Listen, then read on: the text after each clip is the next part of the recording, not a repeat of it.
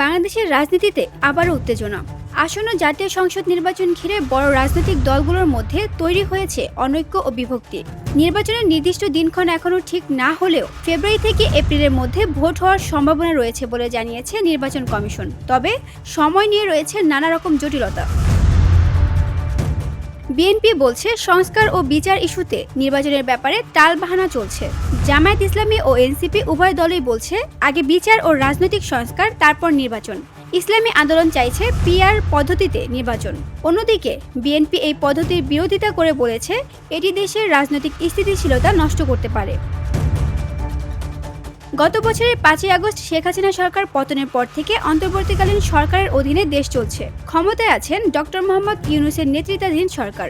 BNP নেতা তারেক রহমানের সঙ্গে যুক্তরাজ্যে বৈঠক করে প্রধান উপদেষ্টা ফেব্রুয়ারি থেকে নির্বাচনের সম্ভাবনার ইঙ্গিত দিয়েছেন, যদিও জামায়াত ও এনসিপি এতে আপত্তি জানিয়েছে।